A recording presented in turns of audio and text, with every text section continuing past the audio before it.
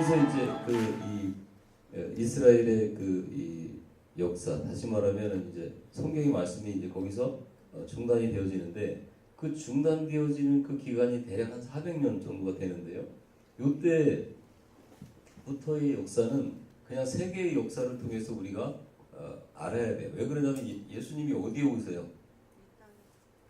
이스라엘에 오시는데, 그 이스라엘이 로마에 의해서 지배를 받고 있을 때란 말이에요. 그 로마라는 나라가 어떻게 생겨가지고 어떻게 그 이스라엘을 지금 정복해가지고 다스리고 있는가.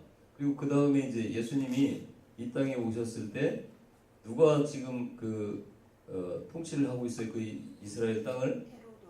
헤롯 왕. 그 다음에 헤롯이 죽고 나서 분봉 왕들이. 그리고 또 누가 있었어요? 유대 총독. 누구? 예수님이 십자가에 달릴 때 빌라도 총독이 있었는데 그게 5번째 총독이에요. 그렇게 이제 총독들이 와가지고 다스리고 있었는데, 왜 그런 상황이 생기고 있었는가를 이해를 하려면 이 역사를 이해를 하셔야 돼요. 그래서 이제 이 그리스 알렉산더에 의해서 또 이 페르시아는 331년경에 멸망을 당합니다.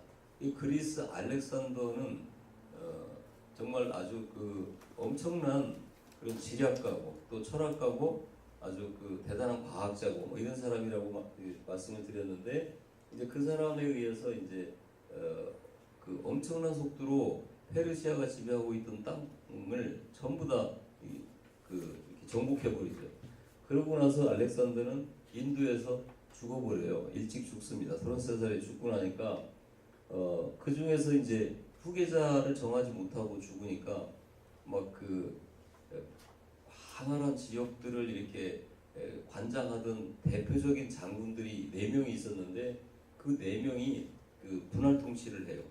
그래서 이제 이쪽 유대 지역을 중심으로 해서 우리가 보면 이스라엘 땅 위쪽으로 해서 시리아 지역은 이 셀류쿠스라고 하는 장군이 지배를 하게 되고, 그 다음에 이제 남유다와 에집트 쪽은 톨레미라고 하는 사람의 장군에 의해서 통치가 되는데, 그게 성경에서는 북방왕, 남방왕으로 이렇게 그들을 소개하고 있다라고 말씀을 드렸어요. 그런 다음에 이들이 이제 이렇게 지배를 하고 있을 때 저쪽에서 로마라고 하는 제국이 서서히 세력을 이렇게 확장해 오고 있습니다. 그러는 중에 이 셀류쿠스 왕조가 이 애굽을 통치하던 이 톨레미 왕조를 무너뜨리고 이제 전부 다 이스라엘 땅을 셀류쿠스 왕조가 이제 지배를 하게 되는데, 그때 있었던 안티오쿠스 4세라고 하는 그 왕이 이 적그리스도의 모형이다 이렇게 말씀을 드렸었는데, 그 정도로 아주 악행을 저지르고 있었어요. 유대인들에게 이 제사를 지내고 절기를 지키고 하는 그런 행위들은 그들의 생명보다도 더 귀하게 여겼던 거였었고, 그 다음에 이렇게 오는 시작이 지금 이스라엘이 회복해가지고 에스라 운동에 의해서 이스라엘이 회복이 되어질 때 더더군다나 어떤 상황이었겠어요? 그 말씀으로 말미암아 이제 우리가 이 말씀을 지키고 우리가 타민족과 섞이면 절대 안 된다라고 하는 그런 종교적인 토대 위에서 흐르고 있었는데, 이들에게 이제 제사도 못 지내게 하고 더군다나 성전에다 돼지대가리 갖다 놓고 그를 이제 경배하게 하니까 이들이 이제 반란을 일으킵니다. 그런데 그 반란을 일으키기 전에 어떤 상황이었냐면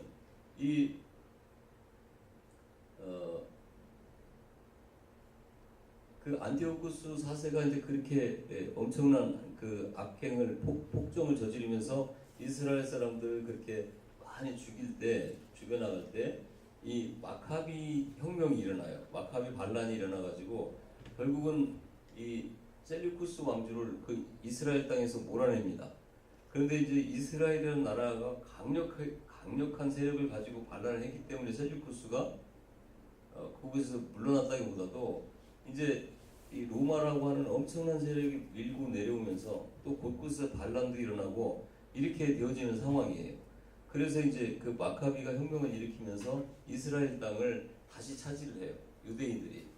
그러니까 그렇게 차지를 하고 있을 때 그 왕조가 이제 다시 회복이 된 거죠. 유대의 왕조가 회복이 되어지는데 그걸 하스모니안 왕조라고 그래요.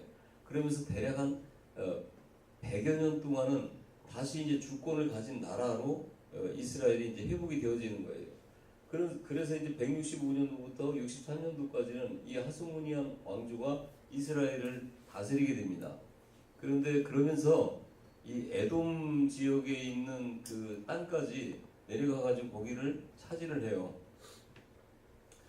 그래가지고 그 에돔 지역에 있는 그 땅을 그들이 이렇게 차지를 하고 있을 때 거기에 에돔도 왕이 있었을 거 아니겠어요. 그 왕을 이제 그 총독으로 그 지역을 다스릴 수 있도록 임명을 해가지고 그들에게 이제 조공을 받아요. 그래가지고 하여튼 자기네 땅으로 흡수를 해가지고 이렇게 다스리고 있었는데 그때 이제 이미 로마는 계속 세력을 확대해가지고 엄청난 세력으로 이쪽 이 셀루쿠스 왕조를 이렇게 압박해오고 있던 그런 상황이었어요. 그런데 이제 그 어간에 이 셀루쿠스 왕조는 완전히 멸망을 하게 되고 이 로마가 이제 그 지역을 완전히 이렇게 흡수해가지고 다스리게 되는 그런 상황이 생기게 되는 거죠.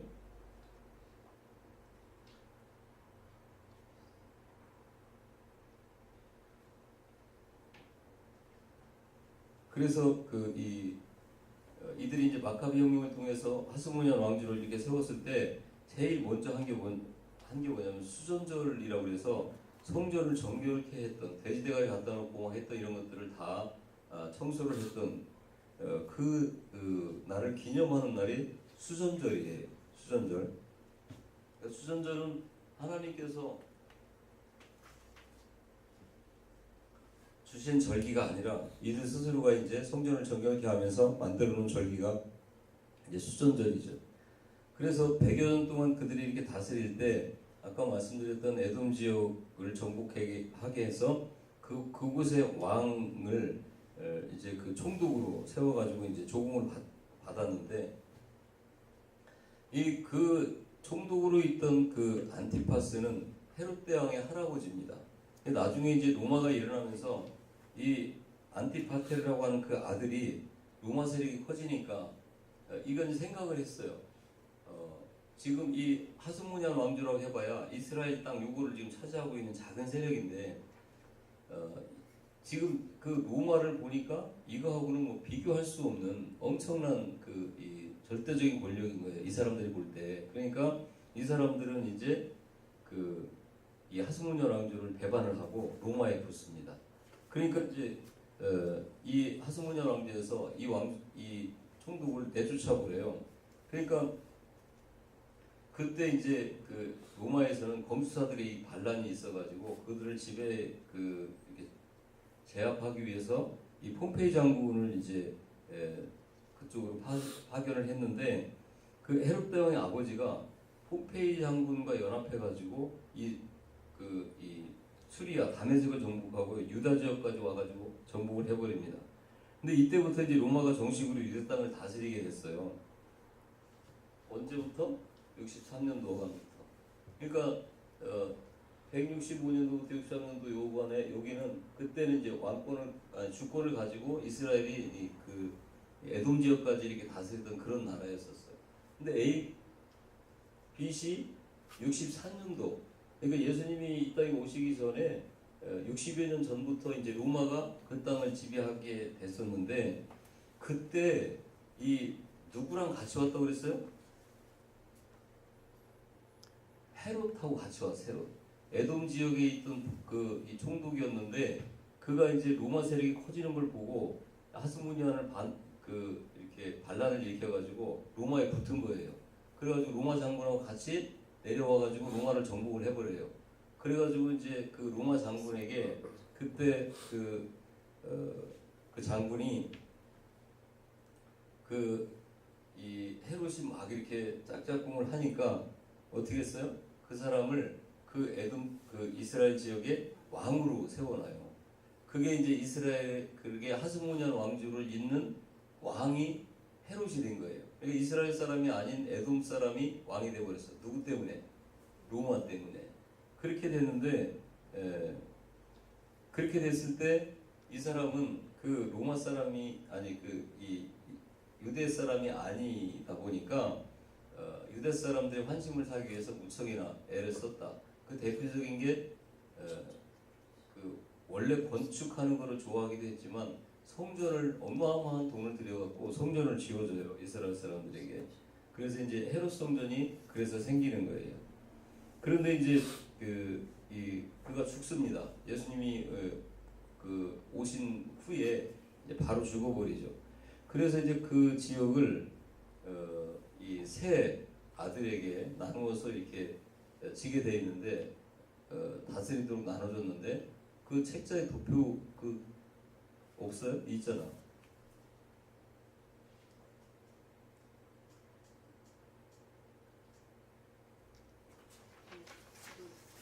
이게 그 헤롯 대왕이 다스리던 땅인데 이 땅을 이렇게 세 지역으로 나눴어요. 그래가지고 이 헤롯 아켈라오라고 하는 아들이 이 유대 지역을 다스렸고요. 그 다음에 이제 이 갈릴리 지역하고 이 베리아 지역을 헤롯 안티파스가 다스렸어요. 그리고 이쪽 위에 쪽에 이 그 갈릴리 호수 북방 쪽에는 헤롯 빌립이라고 하는 그 아들이 이렇게 다스리게 됐다라고 하는 거예요. 그 이런 상태에서 이 성경에 등장하는 신약 성경에 등장하는 이 헤롯 왕은 누구냐면 이 예수님께서 십자가에 달려 돌아가신 곳 지역이 어디예요? 예루살렘이잖아. 그러니까 예루살렘 지역을 지금 관장하고 있는 왕이 누구라고 그랬어요?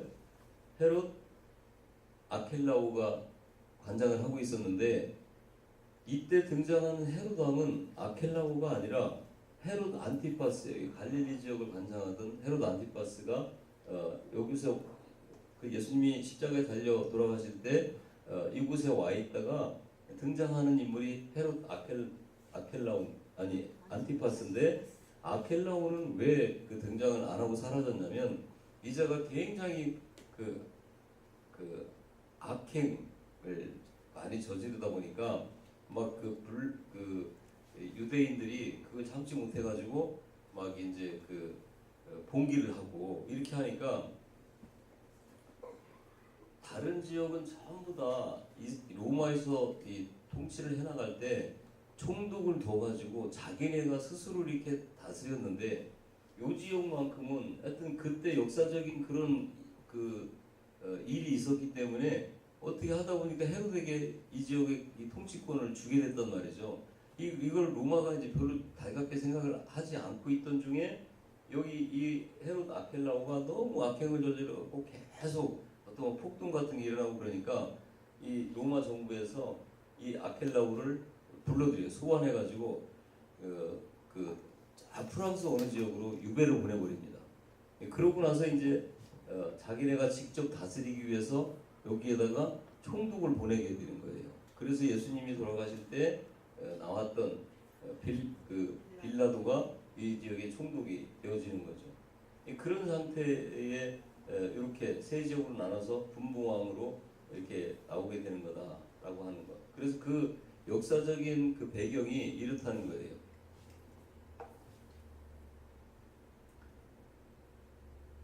이런 그 정치적인 배경을 보면서 이제 이집트 쪽에 또 이 로마가 이제 다스리게 됐는데 그 로마가 다스리게 된 그 배경을 보면 그 지역에 굉장히 우리가 알고 있는 어제도 제가 간단히 말씀을 드렸죠. 클레오파트라 이야기를 말씀을 드렸는데 그게 이제 클레오파트라가 이 톨레미 왕조의 마지막 왕이었어요. 그런데 이제 이런 로마가 막 세력을 이렇게 확대해 나오고 있을 때 그 줄리어스 시저하고 여기 왕하고 연애를 해가지고 자식도 아들을 낳게 되고, 그 다음에 이 시저가 이제 그 암살을 당하게 되니까 이 클레오파트라가 자기 자식을 로마의 황제로 만들려고 하다가 그 실패를 합니다. 그리고 이제 시저의 양아들로 있던 옥타비아누스라고 하는 사람이 이제 그 황제가 되어지는 거예요. 그런데 그 옥타비아누스하고 이렇게 필적할 만한 장군이 하나가 있었는데, 그 장군이 이제 이 클레오파트라고 또 이제 연애를 하게 되죠. 그래가지고 결국은 이제 그 로마의 반란을 일으켜서 클레오파트라고 같이 로마를 대적해요. 그래서 이제 옥타비아누스 황제에 의해서 그들이 이제 패전을 하게 되고, 그 다음에 이제 로마가 이제 실질적으로 다 지배하게 되는 그런 배경이 있어요. 그런 상황 가운데서 이제 우리 그 예수님께서 오시게 되는데, 그러면 세계 정세는 그렇다고 치면 그 이 유대인들은 어떻게 되어지는 거냐라고 하는 것을 우리가 잘 알아야 돼요. 그러니까 구약 시대가 어느 시대에서 끝났다고 했어요? 에스라하고 느헤미야로 말미암아 이제 시대적인 그 흐름은 끝났는데, 그 끝나게 된 그 끝나기 직전의 배경이 어떤 배경이었어요? 에스라에 의해서 회복 운동이 일어나면서 끝난 거예요. 그러니까 이제 느헤미야하고 에스라에 의해서 이렇게 회복 운동이 되어질 때, 그 에스라로 말미암아 율법을 연구하던 그 후예가 바로 바리새파예요. 바리새파. 그래서 이제 유다 공동체라고 하는 말을 이게 통칭해서 유대교라고 하는데, 이 유대교가 언제부터 시작이 되어지냐면 바로 이 에스라 운동이 실마리가 돼서 유대교가 생겨나는 거예요. 그러니까 그 이 에스라 운동이 있기 전에 유대교라는 말이 있었어요, 없었어요? 유대교라고 하는 말 자체가 없었어요. 그러니까 유대인들은 다 뭐예요? 하나님을 섬기는 하나님의 선민이었죠. 하나님의 백성들이었었지. 그 자체가 무슨 어떤 종교로 이렇게 통칭되어지거나 그러지 않았었단 말이죠. 그런데 이제 에스라에 의해서 이제 율법이 연구가 되어지고, 또 율법을 지키기 위해서 이제 열심히 애를 쓰면서 그거를 이제 현실에 적용시키기 위해서 애를 씁니다.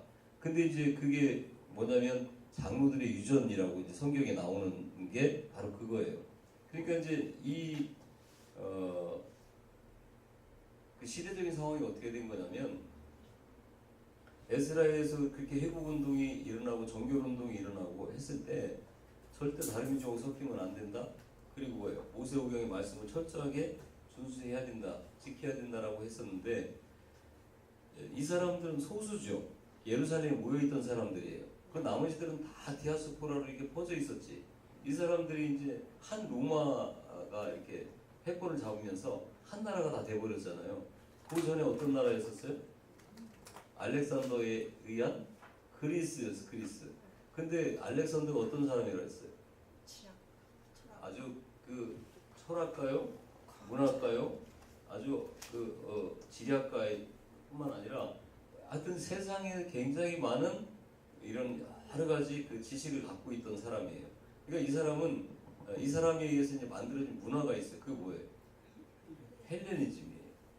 그 정도로 이 사람은 짧은 기간 통치를 했지만, 이 자기가 지배하던 모든 세계에 자기로 말미암는 문화들을 이렇게 접목시켜서 그 문화를 통해서 이렇게 통치를 하기를 원했단 말이죠. 그래서 이제 이 셀류쿠스도 그렇고 알렉산더는 뭐 일찍 죽었지만, 그 뒤를 이은 셀류쿠스나 투톨렘이나 이런 모든 사람들이 다 어떤 사람들이에요? 어차피 헬라예요. 그런 헬라가 330년도부터 언제까지 계속되는 거예요? 이 로마로 말미암아 멸망할 때 이때까지 공식적으로는 진행이 되는데, 한 300여 년 동안에 그 자기들이 통치하던 그 세계에 헬라니즘 문화를 다 심어놨어요. 그러면서 이제 이 유다 공동체로 같이 모여서 에스라 회복 운동에 동참했던 사람들을 제외한 나머지 이 디아스포라로 퍼져있던 사람들은, 여기 지금 에스라 회복 운동에 동참하던 사람들하고 신앙을 비교해 볼 때 어떻게 했어요? 이 사람들은 이미 그런 그 신앙보다는 어디에 히브리 말도 다 잃어버린 그런 상태. 그러니까 요때 그 토톨레미 왕조가 이쪽 알렉산드리아를 위시한 애국까지도 이게 통치를 했다고 그랬잖아요. 그러니까 그때 그 알렉산드리아에 있던 랍비들 70명을 모아가지고 히브리 말로 되어 있는 구약 성경을 헬라어 성경으로 바꾸는 게 번역해 놓은 게 70인역이라고 하는 성경이에요. 요즘도 그 70인역 성경이 많이 인용을 하고 있잖아요. 이미 BC 300년도쯤에 이렇게 만들어 놓은 거예요. 누가 그랬느냐? 이 토톨레미 왕조의 그 왕이 어떻게 히브리 민족이 그렇게 붙잡고 있는 이 종교, 그들이 볼 때는 종교잖아요. 이거를 어떻게 헬라 문화하고 이렇게 섞어가지고 통합시키기 위해서 이렇게 한 거예요. 그러니까 그 정도로 이제 헬라 문화가 이렇게 아주 편만하게 퍼져 있어서 이렇게 디아스포라로 퍼져 있던 많은 유대인들은 이미 벌써 모세오경보다는 헬라 문화에 익숙해져 있는 거예요. 그런데 이제 세월이 흐르고 그 에스라에서 회복운동이 벌어질 때는 언제예요? 대략 450년, 430년 요어가 아니란 말이에요. 그러니까 이미 벌써 이때는 그 사람들이 다 죽고 없어. 그리고 이제 대를 이어오면서 어떻게 되겠어요? 점점 더 그게 회석이 되어지고, 회석이 되어지는 반면에 또 바리새인이라고 하는 바리새파들은 점점 더 어떻게 되겠어요? 유리가 되어지고 더 이 사람들은 그쪽으로 더 이렇게 치중하게 되고, 이런 이제 그 역사적인 배경이 있었단 말이에요. 그럴 때 헬라 문화에 익숙해졌던 사람들이 이제 이렇게 생각을 하게 되는 거예요. 어떻게 꼭 모세오경만 가지고 살아갈 수가 있느냐, 이거예요. 이거는 지금도 똑같은 그런 이게 생겨나는 거예요. 그러니까 지금도 철저한 말씀 중심으로 사는 사람들을 보면서 많은 지금 교회를 다니고 있는 사람들이 그런 얘기 하는 거 아니에요. 어떻게 말씀만 가지고 살 수 있느냐, 교회만 다니면서 어떻게 살 수 있느냐, 그런 이야기를 하고 있는 거죠. 근데 이때도 보면 그런 헬라 문화권에 익숙해져 있는 사람들이 이제 이 모세오경이 전혀 지금 시대적으로 맞지 않는다. 그래서 그 모세오경을 현실에 적용을 시켜보자라고 해가지고 이 헬라파 유대인들이 생겨나기 시작하는 거예요. 그래가지고 그 사람들에게 의해서 안식일을 지켜라. 안식일을 도대체 어떻게 지켜야 되느냐라고 하면서 여러 가지 규약들을 만들어 놓기 시작을 한 게 바로 이제 그 장로들의 유전, 이것들이 이제 그 헬라파 유대인들을 지배하게 됐단 말이에요. 그러니까 이 사람들은 지금 점점 더 어떻게 되고 있어요? 말씀에서 벗어나서 자기들이 만들어 놓은 그런 유전에 익숙해져 생활하면서 그들은 하나님을 철저하게 섬긴다라고 이렇게 생각을 하게 되는 거죠.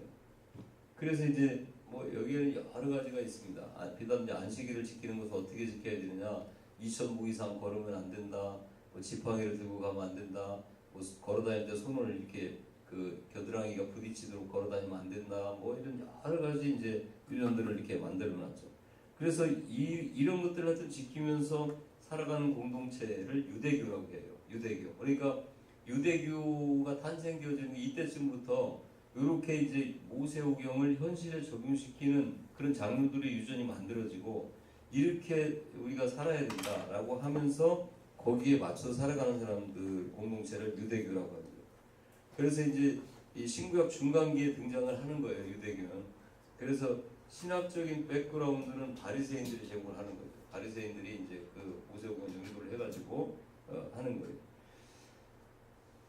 또 이때 신약 시대에 등장하는 사두개인들이 있어요. 사두개인들은 그 사독의 후예들인데 주로 이제 성전 문화를 주도하는 사람들입니다. 그래서 대제사장을 중심으로 해서 제사를 하면서 지내왔는데, 이제는 이제 이 제사장이 어떤 사람들로 인해서 임명이 되어지냐면, 이 로마가 이제 모든 정권을 잡고 있으니까 로마 그 총독에 의해서 뇌물 주고 그들에게 아첨하는 사람들을 이제 그 돈을 회복하기 위해서 장사를 하는 거예요. 그러니까 재물 장사를 하는 거죠. 지금으로 말하면 이 제사에 들어가는 그 모든 이런 뭐 기물이라든지 뭐 이런 것들을 이렇게 장사를 하기 시작을 하는 거예요. 이들이 처음부터 성전에 장사를 했던 건 아니고 이제 그 성전 맞은편에 감람산 어디에서 이렇게 장사를 하다가 이제는 점점 더 어떻게 대범해지는 거죠.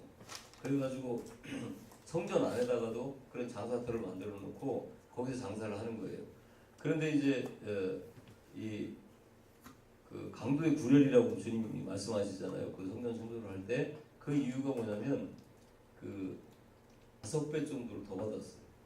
성전에서 파는 돈들을. 그리고 이제 만약에 거기서 그 돈을 주고 사가지고 오는 재물이 아니면 제사장들이 빠꾸로 오는 거예요. 그래가지고 꼭 거기서 그런 폭리를 당하면서 재물을 사게 만들고 또 재물이 들어오면 뒤로 빼돌려서 다시 팔기도 하고 완전히 그리고 이제 그 성전세는 그때 통용되어지는 돈이 아니라 세겔로 내게 돼 있는데 그걸 바꿔줘야 되는 거예요. 돈을 환전을 해야 되는 거죠. 그리고 환전하면서 이제 많은 또 이득을 취하게 되고 하는 이런 아주 주님 말씀대로 강도의 구렬이 되어져 버린 거예요. 지금도 예배당을 건축하고 무슨 커피숍 같은 거 만들어 놓고 이렇게 하는 거를 나이 드신 장로님들을 막 어떻게 성전에서 장사를 하느냐 해가면서 이제 그게 대세니까 막지는 못하고 속으로는 깨름직해 하는 거죠. 그리고 이제 제가 예전에 섬기던 교회에서 장로님들 가운데는 아예 거기를 쳐다보지도 않고 들어오지도 않는 분이 계셨었어요. 그러면서 그분들이 하는 말이 어떻게 교회에서 말이야 성전에서 장사를 해먹을 수가 있느냐 그런 이야기를 그런 개념이 아니에요. 그러니까 그런 그 오해를 하시면 안 되는 거예요. 그러니까 그런 차원이 아니라 완전히 말 그대로 강도의 구례를 이렇게 만들어놨기 때문에 우리 주님께서는 이제 그거를 청소를 하게 됐던 거죠. 사실은 엄밀한 의미에서는 멀리에서부터 재물을 가지고 오게 되면 오다가 상처도 나게 되고 잘못 먹이면 막 이렇게 병이 나기도 하고 이런 재물을 가지고 제사를 못 드리니까 엄밀한 의미에서는 그게 돈을 주고 사서 건강한 재물을 내서 제사를 드리는 것은 그렇게 나쁜 일은 아니에요. 그런데 이렇게 했기 때문에 그러는 거예요. 그 정도로 제사장들하고 사두개, 성전을 관리하는 사두개인들이 타락을 했기 때문에 우리 주님께서는 그들을 이렇게 책망을 하신 거죠. 그러니까 이 대제사장들하고 사두개인들은 이렇게 그 결탁이 돼가지고 항상 붙어 다녔어요. 같이 공생하는 관계죠. 그래서 이제 이 대제사장들이 돈을 주고 사는 사람들이기 때문에 신학적 배경이 없는 거예요. 그러니까 뭐예요? 그 신학적 배경을 이들에게 제공해주는 사람들이 있는데 그 사람들이 바로 이 사두개인들이에요. 그리고 또 열심당원들이 이게 등장을 하죠. 성경에 보면. 근데 이제 이 열심당원들은 이 출애굽 때 그 발람이 그 모략을 펴가지고 모압 여인들하고 그렇게 이제 그 음란한 짓을 하던 그 남녀를 한꺼번에 찔러 죽인 사람이 있어요. 비느하스가 그랬는데 그래서 이제 그때 하나님의 진노가 멈췄다라고 하는 것이 이제 토대예요. 그래가지고 이제 칼을 차고 다니면서 어떻게 그렇게 율법을 어기거나 이런 사람들을 막 이렇게 처단하는 그런 민족주의 운동을 하는 사람들이에요. 그래서 이제 이 운동을 통해서 이들은 이 운동을 통해서 메시아가 온다 이렇게 생각을 했어요. 그래서 이제 그 메시아가 온다라고 하면 열심당원인가 보다 이렇게 생각을 할 정도였단 말이죠. 그래서 우리 주님께서는 메시아라는 말을 잘 쓰질 않았어요. 왜 그래? 메시아 하면 이 사람들이 열심당원하고 자꾸 이렇게 연결을 해가지고 생각을 하기 때문에. 그래서 이런 시대적인 배경을 알고 그 신약을 시작을 해야 신약을 정확하게 사공서부터 이해를 잘 할 수 있습니다. 그래서 이제 대제사장은 그때 당시 어떤 역할을 했느냐라고 할 때 이 로마 제국주의자들은 이 분봉왕이나 총독은 공식적인 정치 지도자로서 등장하지만 백성들은 바로 이제 바리새파가 가르치는 말씀을 들으면서 우리는 하나님의 백성이다라고 그 자긍심을 가지고 로마는 로마대로 정치를 이렇게 지배할지라도 자기는 그 로마하고는 관계가 없는 우리는 하나님의 백성이다라고 하는 그런 자긍심들을 누구를 통해서 바리새파 사람들을 통해서 이제 그렇게 자긍심을 가지고 있는 중이에요. 그러니까 이 대제사장은 로마 제국이나 헬라를 대상으로 해서 유다 공동체에 대표 역할을 하고 있던 사람들이에요. 그러니까 그 혹시 패션 오브 크라이스트라고 영화 보신 적 있습니까? 예, 목회하시려면 그런 영화는 보셔야 돼요. 기독교 영화는 보셔야 돼요. 우리는 영화 자주 봅니다.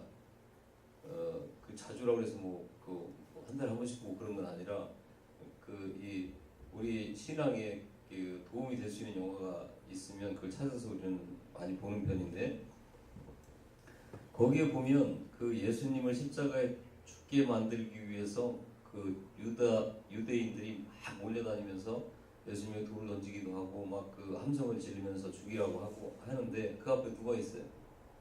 제사장들이 있어요.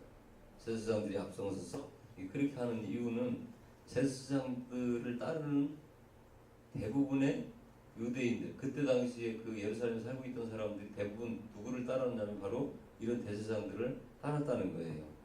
그래서 이제 그런 역할들을 하고 있던 게 대제사장인데, 정치 권력도 있는 이름이에요. 그러니까 에스라도 이제 그런 위치에 있었고, 느헤미야는 그 바로 페르시아의 총독으로 왔다 그 말이죠. 그런 것처럼 이제 대제국의 총독으로 오니까 백성들이 이 하나님의 이름을 독특한 전하는 그런 독특한 성경이 있는데, 그 당시에 이런 사람이 대제사장이었다 그 말이죠. 그러니까 백성들은 이 로마 이 정치인들에게도 의지할 수도 없고, 또 그 사람들에게 자기들의 어떤 그 여러 가지 삶의 배경들을 의탁할 수도 없고, 그런 상황에서 이들이 의지할 수 있는 유일한 통로가 바로 대제사장들이었다 그 말이에요. 그래서 그런 대제사장들이 이제는 로마에서 임명하니까 이제는 백성들이 목자 없는 양같이 되어버렸어요. 그래서 이제 그들이 의지할 수 있는 존재가 없어져 버렸어. 쉽게 말하면 이제 어른이 없어진 거예요. 그러니까 우리 주님이 오셔서 말씀하시는 것처럼 목자 없는 양같이 되어져 버렸다 그 말이죠. 그래서 이런 신학적인 배경을 여러분들이 알고 신학을 시작을 해야 신학을 잘 이해할 수 있다라고 하는 거예요. 그러니까 그냥 이런 시대적인 역사적인 배경을 모른 채로 신약 성경을 보게 되면 이게 뭐 그냥 완전히 다른 세계의 이야기처럼 이렇게 생각되어지기가 쉽지 않습니다. 이 인간의 역사는요, 그 북한의 지금 김정은이라 할지라도 예수님을 떠나서는 생각할 수가 없습니다. 왜 그러냐면 인류의 역사는요, 예수님이 오시기 전, 후 이렇게 기록하고 있기 때문에 그래요. 김정은이가 예를 들어서 북한에서 뭐 이렇게 정치를 하면서 지금 뭐 그 몇 년도 몇 월 며칠인데 뭐 이렇게 얘기하면 지금 무슨 얘기하고 있는 거예요? 자기네 국민들 앞에 가고 막 뭐 하여튼 죽이면 죽이고 살면 살리고 하는 그런 전권을 갖고 있는데, 그 사람도 오늘이 몇 년 몇 월 며칠인데 오늘부터 뭐 한다 뭐 이런 이야기를 하고 있다 하면 지금 뭘 얘기하고 있는 거냐 말 그 말이에요. 지금은 예수님이 이 땅에 오신 지 몇 년 몇 월 며칠이 지난 지금 이 시점인데 이 얘기를 하고 있는 거예요. 이해되십니까? 무슨 말씀인지? 우리는 이 땅에서 일어나는 그런 일들이 그냥 뭐 이 땅에서 일어나는 일들은 일이고 하나님 일은 하나님 일이고 이렇게 생각하기가 참 쉬운데, 이 구약의 성경의 구주적 이해를 시작하면서 지금까지 이야기가 다 뭐예요? 이 인류 역사하고 떨어질래야 떨어질 수 없는 이 인류 역사의 토대 위에서 벌어지는 하나님의 역사를 우리가 공부를 하고 있는 거잖아요. 그렇다라고 하는 걸 공부를 하고 있는 거예요. 그러니까 신약에 와서도 마찬가지라는 거예요. 그러니까 예를 들어 김정은이가 몇 살이다. 그럼 뭐라는 얘기예요? 예수님이 이 땅에 오신 지 몇 년 몇 월 며칠인데 그때 자기가 태어나서 지금 몇 살이다 이 얘기를 하고 있는 거라는 거죠. 그러니까 세계 역사의 왕들의 역사에 초점을 맞춰서 쓰여진 거. 역사책은 전부 다 그런 그 왕들의 역사를 기록해 놓은 건데, 그 중심에 있는 왕들 중에서 왕 중의 왕으로 뽑아놓은 게 뭐냐? 우리 주님이시라는 거죠. 이거는 지금 세계 역사에서도 그 증명을 하고 있는 거잖아요. 그러니까 예수님 믿든 안 믿든 인정을 하든 안 하든 다 뭐예요? 예수님이 오기 전 몇 년, 예수님이 오고 난 후 몇 년, 뭐 이거를 지금 이야기하고 있는 거죠. 그래서 예수님께서는요, 나의 아버지는 나와 아버지는 하나다 이런 이야기를, 아브라함보다 먼저 있었다. 나를 믿는 자는 영원히 죽지 않는다.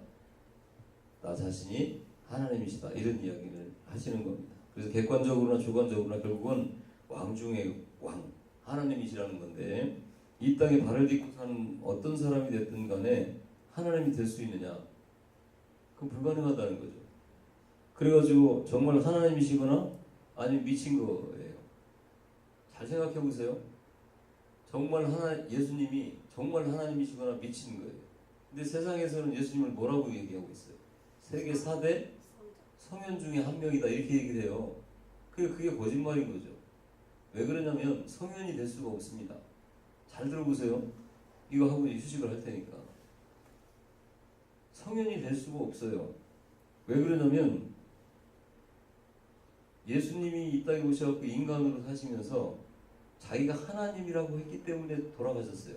신성모독죄로. 어떻게 저런 인간이 하나님일 수 있냐 이래가지고 죽게 됐는데, 유대인들은 이 말을 들으면서 내가 하나님과 아버지와 하나다, 내가 하나님이다 라는 말을 들으면서 너무나도 이상한 거죠. 지금까지 한 번도 그런 인간이 없었어요. 거기다가 이제 오른뺨을 때리면 왼뺨을 돌려대라, 원수를 내 몸같이 사랑해라, 이런 이야기를 들어본 적이 없어요. 어떻게 했어요? 네 이빨 하나 빼면 너도 가서 이빨 빼고, 네 눈 하나 빼면 너도 가서 눈 빼고, 네 손 하나 자르면 그 사람한테 손을 잘라야 된다는 것이 율법이었어요. 그런 그 율법 하에 있던 사람이 어떻게 오른뺨을 맞으면 왼뺨을 돌려대고, 내 원수를 그렇게 갚아야 되는 게 법인데 내 몸과 같이 사랑하라. 이 땅에 어떤 철학자도 사상가도 이런 이야기를 한 적이 없어요. 그렇죠? 근데 그래서 만약에 이런 극치의 가르침을 가르쳐준 사람으로 끝났으면 성인이 맞아요. 그렇죠? 부처도 이 세상에서 보통 인간이 할 수 있는 극치의 이야기들을 하고 죽었기 때문에 성인이 된 거예요. 공자도 마찬가지죠. 그런데 거기까지만 했으면 성인이 맞는데, 자기가 이 땅을 창조하신 하나님이라는 거예요. 하나님과 나와 하나라는 거예요. 그렇죠? 그러면은 이게 성인이 뭐예요? 아닌 거잖아요. 미친 거지. 그렇죠? 미친 거예요. 그러니까 미친 사람이나 이거나 아니면 진짜 하나님이거나 이 둘 중에 하나지, 성인이거나 뭐 이런 게 아니란 말이에요. 그러니까 우리가 이런 부분들에 대해서 좀 더 깊이 생각을 해보면서 성경책을 봐야 된다라는 거예요. 그래서 그의 형제들이요, 어떤 모습을 성경에 보니까 그의 어머니하고 저 미쳤다고 그 잡으러 다니는 그 장면이 나오고 마가복음 3장에 보면, 그러니까 막 가보니까 미쳤다고 해서 가보니까 막 사람들이 벌떼같이 모여가지고 누가 내 이웃이냐, 누가 내 형제냐, 누가 내 어머니냐 이런 이야기 해가면서 육신에 저기 지금 나를 저렇게 미쳤다고 생각하면서 온 어머니 형제들이 형제가 아니라 어떻게 하나님 말씀대로 행하는 자가 내 형제요, 내 자매요, 내 어머니다 막 이런 이야기를 하고 있으니까 이거 완전 미친 거죠. 그 어머니나 형제들이 볼 때. 그래서 저러다가 죽는다 그래가지고 이제 잡으러 다니기도 하고 한 이유가 그거예요. 주변의 사람들도 그 동네 사람도 네 형 좀 말려라 뭐 그랬을 거 아니겠어요. 저러다가 죽는다. 그래서 잡으러 가기도 하고 이제 그런 거예요. 그래서 우리는 이 성경을 그냥 막연하게 아무 생각 없이 그냥 어떤 이 철학책 보듯이 보니까 이게 현실적으로 이 감이 안 오는 거예요. 내가 이렇게 만지듯이 보여지지가 않는 거예요. 그냥 막연하게 그냥 보는 거예요. 그냥.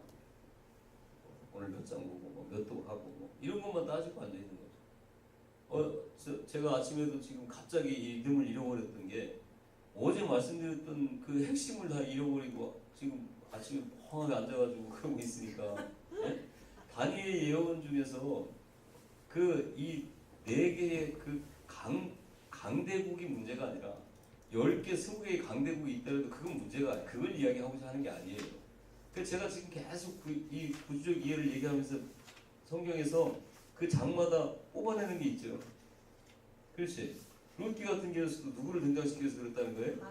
하우스 등장교회에서 그렇듯이 여러분들이 이 부분을 잘 이해를 하셔야 돼요. 그래서 성경은 실제 역사의 이 토대, 인류 역사의 토대 위에서 벌어지는 거예요. 그 위에 살아가는 사람들에게 일어나는 일들이다 그 말이죠. 그러니까 이거를 실제 상황으로 봐야 돼. 그래서 제가 이제 늘 우리 권사님이나 뭐 우리 교인들한테 이야기하는 게 뭐냐면 성경을 3D처럼 봐야 된다는 거예요. 그냥 막연하게 이렇게 보지 말고 3D처럼 봐야 돼. 저는 막 그렇게 보여요 성경이. 그래서 내가 이 사건의 현장 안에 들어가가지고 예수님 여기 계시면 우리 같이 앉아갖고 그 말씀 듣는 것 같이 느껴지고 구약의 어떤 뭐 전쟁의 사건이라든지 뭐 이런 게 있으면 그 안에 내가 지금 병사나 장군으로 참여해가지고 있는 것 같이 성경이 보여진다 그 말이에요. 이렇게 보여야 성경을 제대로 이해할 수가 있어요. 신구약 중간사도 이렇게 인류 역사가 이렇게 흐르고 이런 상황 가운데서 예수님 오셨다라고 하는 것을 이해하지 못하면 왜 예수님 오셔가지고 하나님 말씀대로 하겠다고 저렇게 발버둥치는 바리새인들 보고 회칠할 무덤이라고 하고 막 이렇게 이 독사의 자식들 해가면서 욕하는지를 이해를 하지 못하는 거예요. 그리고 왜 주님께서 오셔갖고 성전 청소를 그렇게 하시면서 강도의 굴이라고 하고 거기서 오히려 하나님을 제사한다고 왜 내쫓고 있나 이런 것들을 잘 이해를 하지 못하는 거죠. 그런 부분들에 대해서 이 토대를 말씀을 드렸으니까 이거 잘 기억하시면서 이제 사복음서를 이해하시면 잘 이해할 수가 있습니다. 이 미친 사람이든지 아니면 진짜 하나님이든지 둘 중에 하나지 그냥 적당하게 타협해가지고 뭐 성현이니 무슨 뭐 이런 차원이 아니에요. 이건 이제 말씀을 모르기 때문에 그러는 거지. 그래서 이때 모든 사람들이 예수를 미쳤다고 하면서 그런데 하여튼 세상에 들어보지 못한 권세 있는 교훈을 말씀하신다라고 하면서 이렇게 쫓아다니는데 예수님을 하나님이라고 믿으면서 쫓아다닌다, 믿는다 이거는 쉬운 일이 아니었습니다. 그래서 거의 다 많은 사람들이 나중에 뭐예요? 미쳤다고 돈 던지니 저거는 미친놈이다 이래가지고 돌 던지는 거예요. 그래서 그들은 생각할 때 오직 여호와만 왕이신데 자기가 왕이라고 하니까 그래서 십자가에 매달 때 거기 십자가 위에 패가 뭐였어요? 왕. 유대의 왕. 그냥 왕이 아니라 유대의 왕이다 이렇게 표가 붙는 이유가 그 이야기예요. 그래서 제목이 뭐냐면 저자가 우리의 왕은 여호와신데 저자가 유대의 왕이래. 그게 그 십자가에 매달린 제목이에요. 거기에 붙는 거죠. 그래서 3년의 역사 속에서 바리새인이나 제사장이나 사두개인들이나 민중들 가운데서 예수님의 그 정체성에 대해서 그가 누구인지 예수님의 그 어떤 분인지를 발견하지 못하죠. 그래서 그들이 이 죽인 자들 때문에 그분이 흘리신 그 피가 심판과 구원으로 그 한 몸에서 나오는 거예요. 그러니까 그게 정체성이에요. 예수 그리스도 정체성. 다시 말하면 구원자로 예수를 받아들인 자에게는 뭐예요? 그들에게는 구원이고 그거를 구원자로 그 예수 그리스도를 구원자로 받아들이지 않는 자에게는 심판으로 저주로 나타나게 되는 거예요. 그러니까 이게 이 예수 그리스도의 정체성이죠. 그러니까 이 당시에 이 사람들에게만 이 사실이 딜레마가 아니고 오늘날도 우리에게도 내 모든 것을 다해서 내가 그 믿는 예수가 누구냐라고 하는 그 질문 앞에 나아갈 수 있어야 돼요. 그냥 막연하게 왔다 갔다 하는 게 아니라 그건 종교예요. 종교로는 우리를 구원도 못하고 복도 받지 못한다라고 하는 거. 그래서 남들이 정해놓은 예수를 믿지 말고 나를 위해서 하신 예수 그리스도의 사역과 예수님의 정체성에 대해서 믿어야 돼요. 그러니까 예수님이 누구 때문에 돌아가셨어요? 그럼 다 나 때문에 돌아가셨다는 이야기는 해요. 그런데 그 예수님이 그 나를 위해서 돌아가시기 위해서 어떤 사역을 하셨고 또 그분이 그 하신 일이 나에게 어떤 영향을 미쳤길래 나를 위해서 돌아가신 거에 대해서는 잘 설명을 못해. 이게 이제 그 이유 때문에 그렇다는 거예요. 그래서 이제 사복음서에 들어가기 앞서서 이렇게 마태, 마가, 누가, 요한복음이 이렇게 있는데 이 성격을 잘 아셔야 돼요. 그러니까 이 중에서 이게 사복음서라고 하는데 공관복음이 있어요. 어떤 게 공관복음이에요? 같은 같은 시각으로 본다. 이게 뭐예요? 마태, 마가, 누가복음이에요. 이 요한복음은 완전히 복음서는 복음서인데 다른 복음서입니다. 그래서 여기 보시면 마태복음은 누가 읽으라고 썼냐면 유대 기독교인들이에요. 그러니까 유대인 중에서 예수를 믿는 사람들에게 이걸 보라고 쓴 거예요. 근데 그 주제가 뭐냐? 예수인데 어떤 예수냐면 왕으로 오신 예수. 그 다음에 마가복음은 누가 읽으라고 쓴 거냐면 로마 사람들 보고 읽으라고 그랬어요. 쓴 책이에요. 그래서 그 주제가 뭐냐면 종으로 오신 예수님. 누가복음은 히랍 사람들, 그러니까 헬라 사람들을 보고 읽으라고 한 건데 그거는 그 주제가 예수님이 어떤 분으로 묘사가 됐냐면 인자로 오신 예수님으로 묘사가 되어 있고, 요한복음은 모든 믿는 사람들이 읽으라고 쓴 책인데 그 예수님은 어떤 분으로 묘사가 되어 있냐면 하나님의 아들로 오신 예수 그리스도로 묘사가 되어 있다라고 하는 것을 간단하게, 이것도 뭐 설명을 드리면 성막부터 시작을 할 수가 있어요. 성막을 투입하는 문이 4가지 색깔로 되어 있잖아요. 흰색, 자색, 청색, 홍색 이렇게 되어 있어요. 그러면 홍색은 어떤 걸 상징을 할까요? 그 성막의 문이 예수 그리스도를 예표하는 거거든요. 그러면 여기서 그 홍색은 뭘 의미하는, 무슨 복음을 얘기하는 거예요? 홍색이 뭘 상징하고 있어요? 피를 상징하고 있어. 그럼 여기서 어떤 거? 이게 멈추지 않고 여기 왔다 갔다 하고 있네 지금 이게. 응? 마가복음이야. 종으로 오신 예수. 그러면 자색이 보라색이죠. 그 보라색은 어떤 걸 상징하고 있을까요? 응? 왕으로 오신 예수. 자색 옷은 예전에 황제나 왕들이 입었어요. 그 색깔을. 그래서 왕으로 오신 예수. 흰색은 인자로 오신 누가복음을 상징을 하고 있고요. 청색은 하나님의 아들로 오신 요한복음을 상징을 하고 있어요.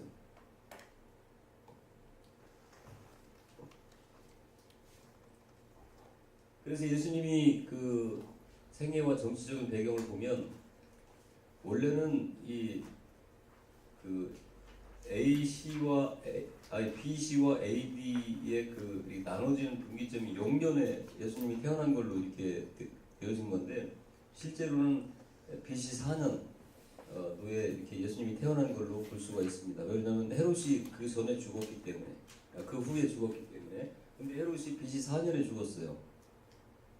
그러니까 그때부터 유년기가 이제 그 12살 때까지 나오지요. 이때는 이제 그 예루살렘 성전에 갔다가 부모가 잃어버린 그 사건이 있는 그 유년기가 기록이 되어 있고,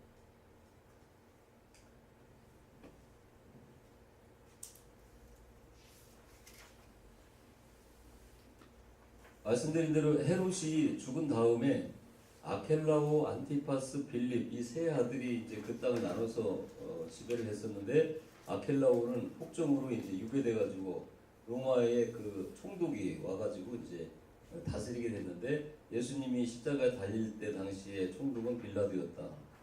그다음에 안티파스가 이제 갈릴리 지역의 분봉왕인데, 우리 주님이 이제 빌라도가 심판을 해가지고 십자가에 달려 죽어야 되는데 죽이기가 싫은 거예요. 아무리 따져봐도 죄도 없고, 죽이면 뭐 자기한테 큰 저주가 올 것 같고 부인이 막 방해를 하니까 이 헤롯 왕에게 보내죠. 너는 갈릴 사람이니까 너네 왕한테 가서 심판을 받으라. 그래서 이제 그게 안티파스예요. 근데 어떻게 그게 하루 사이에 일어난 일이에요. 금요일 날.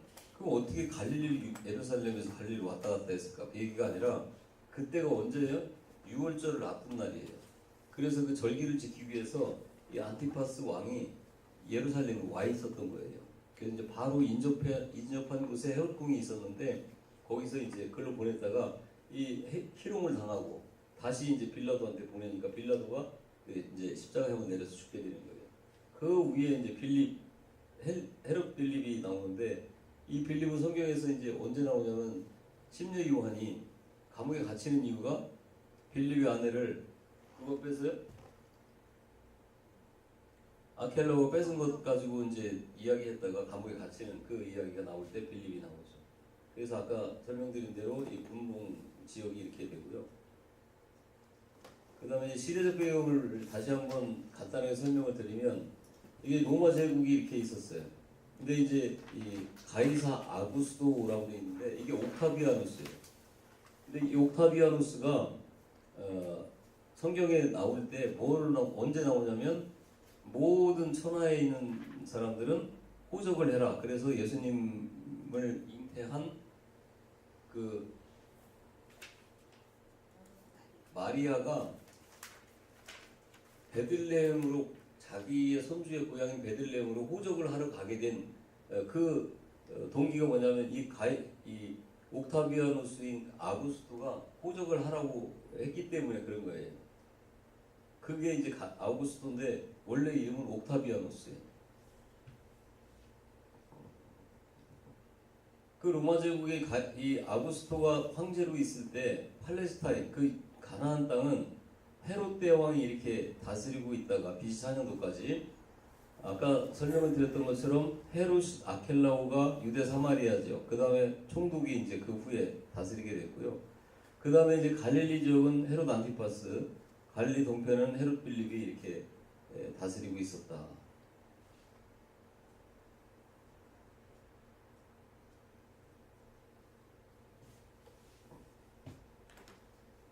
그래서 이 사복음서는 새 언약을 성취하신 예수님에 대해서 기록한 책이 4권이고요. 마태마가 누가 요한복음. 그래서 이제 마태복음을 읽고 나면 그 다음에 마가가 아니라 마태복음을 읽고 사도행전을 읽어야 돼요. 마가복음을 읽고 사도행전을 읽어야 되고 이 누가복음을 읽고 사도행전을 읽어야 돼요. 그래야 이렇게 연결이 되어지는 거예요. 그 다음에 이제 사도 바울이 쓴 로마서, 고린도전서 뭐 이렇게 해가지고 13권이 서신서로 이렇게 있게 되고 그 사도 바울이 쓴 서신서 13권 말고 8권의 그 일반 서신서가 있어요. 그 서신서가 이렇게 있게 되고 그리고 이제 예언서 요한계시록 1권이 이렇게 있어요. 그래서 토탈 몇 권이 되어지는 거예요? 그 사도행전까지는 역사서예요. 역사서. 어제 첫 장기 때 제가 말씀을 드렸죠. 역사서. 그리고 13권이 아니 21권이 서신서. 그리고 1권이 예언서 이렇게 되어지는 거예요. 먼저 사복음서를 보면은 왜 4권을 주셨을까에 대해서 이제 궁금증을 가질 수가 있어요. 거의 비슷한 내용들인데 왜 4권을 이렇게 쓰게 하셨을까라고 보면 아까 이 사복음서의 특성은 제가 말씀드렸죠. 독자도 다르고 거기에 기록되어진 중첩되는 내용도 있지만 중첩되지 않는 그런 내용도 있다 그 말이에요. 그래서 뭐예요? 다 이렇게 보는 시각들이 달라서 사복음서를 다 이렇게 통합해서 볼 수 있을 때 예수님의 이 공적 생활에서 여러 가지 이적과 표적과 기사를 일으키시고 십자가에 잘 돌아가셨잖아요. 그거를 시간상으로 역사적으로 이렇게 기록을 볼 수가 있어요. 이 사복음서를 통합해서 이렇게 볼 수 있어요. 그래야 처음에 공적인 삶을 시작하시는 데 어디예요? 어떤 사건이에요? 요단강에서 침례를 받으시는 거. 이건 누구나 다 알고 있죠. 그러면서 이제 공생애가 시작이 됐는데 마지막이 뭐예요? 십자가에 달려 돌아가시고 부활하시는 거. 근데 그 중간에 있는 사역들은 그 침례를 받으시고 나서 그 다음에 뭘 하시고 이걸 몰라요 사람들이. 그러니까 그냥 그런가 보다. 제자들도 12명이 한꺼번에 불렀는지 한 번에 불렀는지 뭐 이런 것도 잘 모르고 모르는 정도가 아니라 관심도 없어요. 뭐 그런가 보다. 그걸 굳이 알아야 됩니까? 뭐 해가면서 보는 사람들이 있어요. 그걸 굳이 알아야 됩니까? 라고 한다고 그러면 성경이 왜 필요가 있어? 하나님만 믿으면 되지. 이게 다 신앙을 병들게 만드는 요인이에요. 법을 모르니까. 그래서 3, 4세기 때 역사학자 유세비우스가 있는데 그거는 이 역사자들에 의해서 이 이방인 있는 그 교회들이 어떻게 세워지고 그 다음에 그 사도들이 그 후에 어떻게 되어졌다 이런 것들이 이제 그 기록이 되어져 있습니다.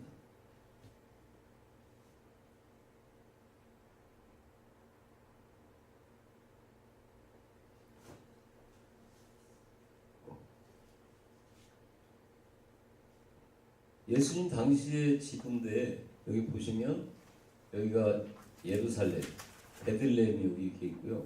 여리고가 있고 쭉 올라가면 여기 수가성 성경에 수가성 여인 이야기가 나오는 데가 여기 수가성, 가이사랴가 여기 있어요.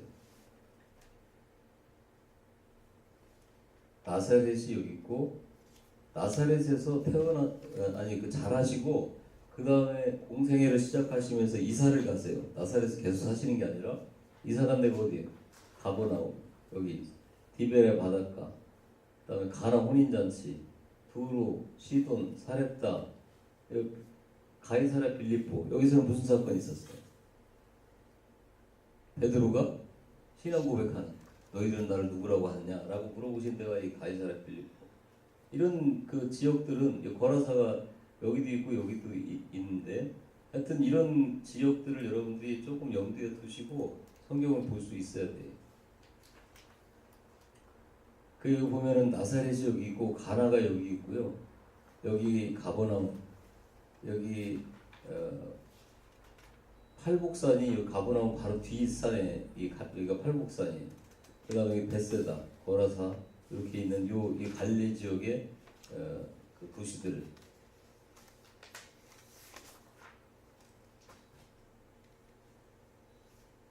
그 다음에 이제 예수님이 이 땅에 오셔가지고 하신 그 사역들, 아까 말씀드렸죠. 시간상으로 우리가 어떻게 볼 수 있나라고 하는 것은 이 사복음서를 다 합쳐놔야 가능하다라고 하는 거예요. 그러니까 이게 그 구약 성경도 그랬듯이 이 사복음서도 그냥 시간 순서대로 예수님이 하신 그런 일들을 쭉 그렇게 나열해 놓은 게 아니에요. 그렇기 때문에 이걸 합쳐서 봐야 된다. 그래서 이제 합쳐서 보면 이렇게 생긴 거예요. 처음에 예수님이 이제 그 유대 지역의 베들레헴에서 태어나셨잖아요. 그랬다가 이제 그 애굽으로 내려갔다가 다시 돌아오실 때 이 베들레헴으로 돌아오시는 게 아니라 나사렛으로 돌아오세요. 나사렛으로 돌아온 이유가 뭐냐면 아켈라오, 이 지역을 누가 다니신다고 그랬어요? 아켈라오. 근데 헤롯이 예수님을 죽이려고 했잖아요. 태어났을 때 유대인 왕이라고 해서. 근데 그 아버지 헤롯보다 이 아켈라오는 더 악해. 그 성경에 나와 있는 말씀이죠. 그래서 이 지역으로 안 가고 여기로 가는 거예요. 나사렛으로. 처음에 그 부모들이 살았던 나사렛으로 가게 되죠. 여기가 갈릴리 바로 그 인접한 곳이에요. 그래가지고 이제 그 30세 때까지는 여기 이 나사렛에서 이렇게 사십니다. 그리고 30살에 이제 그 침례를 요단강에서 받으시는데 여기서 사시는데 침례를 받는 여기서부터 여기까지가 요단강이에요. 그런데 어디서 침례를 받으시냐면 요 지역에 있는 여기서 침례를 받으세요. 여기까지 내려오셔가지고 그래서 침례를 받으시고 나서 이제 쭉 그 사역을 감당하시고 이제 승천하시는 데까지의 기록이 이렇게 돼 있는 거예요. 그래서 요거를 좀 설명을 드리도록 하겠습니다. 12살 때까지는 그 12살 때 아까 설명을 드렸던 것처럼 성전에 갔다가 잃어버리는 그런 사건으로 기록이 돼 있고 그 다음에 성장기는 기록이 안 돼 있습니다. 그러니까 그 이후에 30살 때까지는 어떻게 사셨는지에 대한 기록은 없어요. 그 다음에 이제 사역기 3년 반 동안의 기록이 있는데 거기가 아주 자세하게 기록이 돼 있는 거죠. 그래서 분봉왕이 3명이서 이렇게 다스리던 그 분봉 지역을 말씀을 드렸었고 이제 그 사역지가 그 3군데로 나눠서 이렇게 볼 수가 있습니다. 여기 그 나사렛을 위치한 요 갈릴리 지역, 그 다음에 이제 갈릴리 밖 지역이 아까 그 보셨던 것처럼 두루와 시돈 여기 있는 이 지역에서도 예수님께서 사역을 하셨죠. 그리고 이제 여기 데가볼리라고 하는 여기에 큰 이 데가볼리라고 하는 게 이 10개의 큰 도시를 이야기하고 있는 거예요.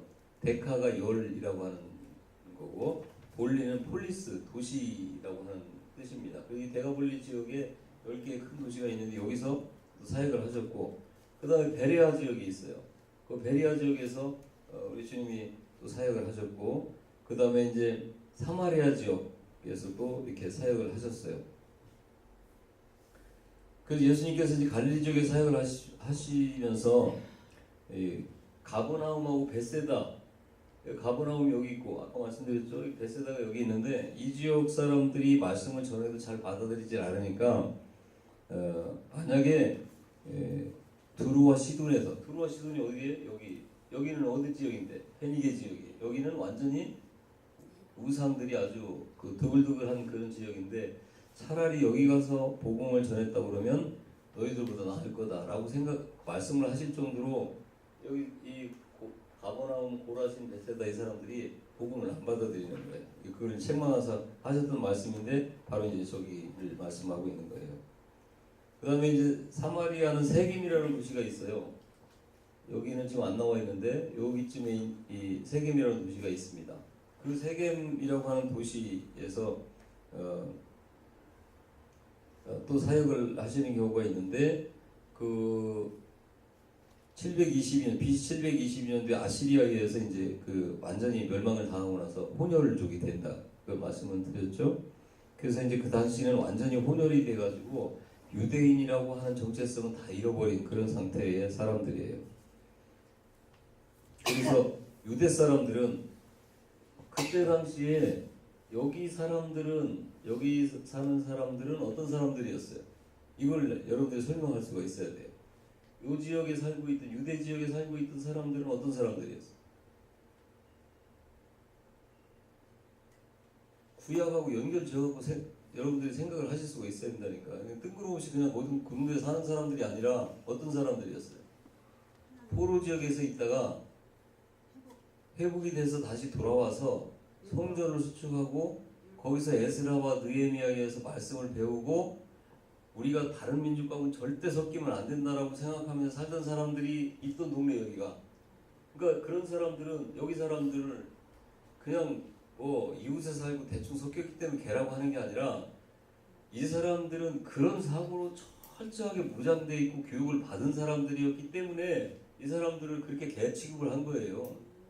이 사람들도 그냥 보통 대충 살고 있는데 그 사람들은 타지방 사람들이기 때문에 그런 게 아니라 이걸 아셔야 돼요. 근데 그 토대가 뭐라고? 시작점이 에스라 회복운동. 이걸 잃어버리시면 안 돼요. 그러면서부터 거기서부터 출발돼갖고 나온 게 유대교, 바리새인 이런 사람들이 나온 거예요. 그걸 쭉 이어가는 거예요. 반면에 또 뭐가 나와? 바리새인들하고 정반대되는 헬라파 유대인들.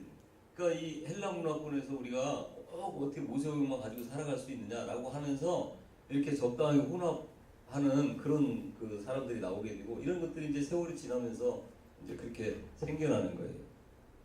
예, 예수님께서 이 그 나사렛에서 잉태를 하셨다가 임신 나사렛에서 하시는 거예요. 그리고 베들레헴에 오셔서 나시고 그 다음에 애굽으로 피해요. 헤롯이 죽이려고 하는 바람에.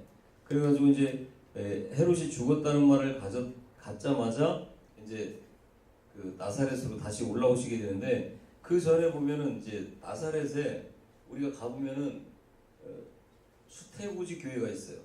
그게 뭐냐면 마리아가 거기서 그 천사 가브리엘 천사한테 네가 이제 아이를 가질 거다라고 하는 그런 음성을 들었다는 거기에 이제 교회를 세워놨어요. 그런데 나사렛은 여기거든요. 나사렛. 그런데 그 누가복음에 보면 네 친족 엘리사벳도 아이를 가졌다라고 하는데 그 이야기를 듣자마자 마리아가 가만히 그래요라고 해요? 아니면 한 걸음에 달려가요? 달려가서 만나죠.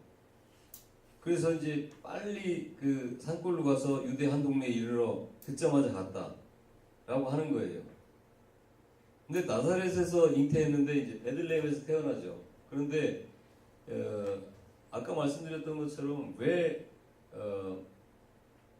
그 마리아가 그 친족 엘리사벳도 임신을 했다라는 이야기를 들으면서 거기를 갔을까? 아 그래요 할 수도 있잖아요. 예? 마리아가 임신을 할 수 있는 상태에서 자연적으로 임신을 했어요? 아니면 그럴 수 없는 상태에서 임신을 했어요? 그럴 수 없는 상태에서 하나님에 의해서 임신을 당했다 그 말이에요. 그런데 엘리사벳도 아이를 가질 수 없는 상태에서 가졌어. 그러니까 놀라서 가본 거예요. 정말 이게 어떻게 된 건지, 이게 정말 사실인지 아니면 그냥 뭐 무슨 상상 임신인지 있을 거 아니에요.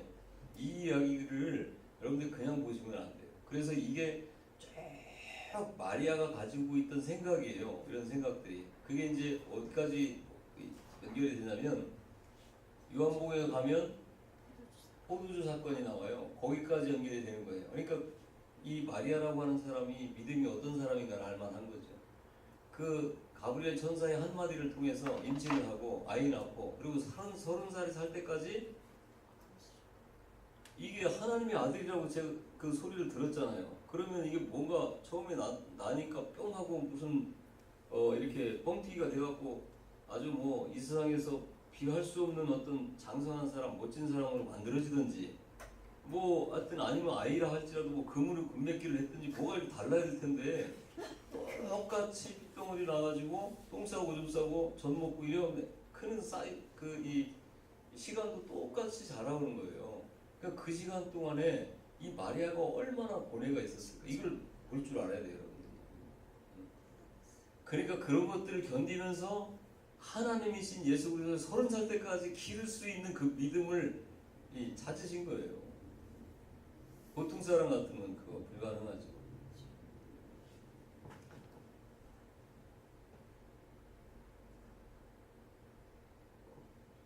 그래서 이제 그 잉태를 하고 그 다음에 이제 아이를 낳게 낳을 때쯤 돼가지고 이제 그 아까 말씀드렸던 아구스토 황제가 호적을 해라라고 해가지고 이제 이 베들레헴을 가게 된 거예요. 근데 왜 호적을 하라고 했을까요? 인구 조사를 하게 될 때마다 그 이유가 있었잖아요. 다윗이라든지 이런 사람들 통해서 하나님께 인구 조사를 하라고 할 때가 뭐예요? 군사력이에요, 군사력. 그 유사시에 동원시킬 수 있는 그 군사력이 몇 명 있나라고 하는 것 때문에 호적을 하라고 했던 거예요.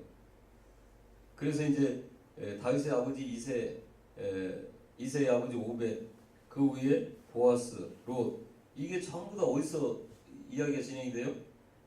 지역이 베들레헴이잖아. 거기가 고향이에요. 그 사람들이 고향. 그래서 우리가 지금 자칭 하나님이라고 하는 사람들이 많잖아요. 예수라고 하는 사람도 많고. 근데 우리가 지금 왜 자꾸 이렇게 이게 이단들에게 넘어가요? 간단하거든요. 그 이단의 교주들이 뭐라고 해요? 자기들이 예수라고 하고 구회사라고 하고 뭐 구원자라고 얘기하잖아요. 그럼 성경에 다른 구체적으로 복잡한 건 모른다 할지라도 뭐 몇 가지가 딱 있어요. 3가지만 알아도 거기 안 속아요. 어디서 나와야 돼? 예? 베들레헴에서 나야 되죠. 그 다음에 어떻게 해야 돼요? 사람들을 위해서 모진 핍박을 받고 고난을 당해야 돼. 그리고 어떻게 해야 돼? 죽어야 돼요. 이런 몇 가지만 알아도 그럼 그 교주가 그런 사람이냐? 그리고 나서 어떻게 해? 다시 살아나야 돼. 그런 사람인지 아닌지만 알아도 누가 뭐라고 와서 얘기를 하도 안 속죠. 그런데 이제 이런 것들 잘 모르기 때문에 이제 그런 일들이 생겨나는 거예요. 그리고 이제 세례받은 그 일부터 시작해서 이제 공생애를 시작을 하게 되는데 이때 이제 어떻게 했어요? 예수님은 지금 요단강에서 세례를 받으시고 계시고 하늘에서는 하나님의 음성이 들리고 성령님은 비둘기같이 그에게 임하시고 굉장히 중요한 사건이에요. 이게 어떤 사건이 이게? 하나님은 한 분이신데 세 분이 동시에 지금 사역을 같이 하고 계신 현장이에요. 이게 예수님이 성자이신데 그 지금 이 땅에 오셔서 강물에서 침례를 받으실 때 아버지 되신 성부는 위에서 이는 내 사랑하는 아들이요 내 기뻐하는 자다 음성을 들려주시고 그런데 뭐 했어요?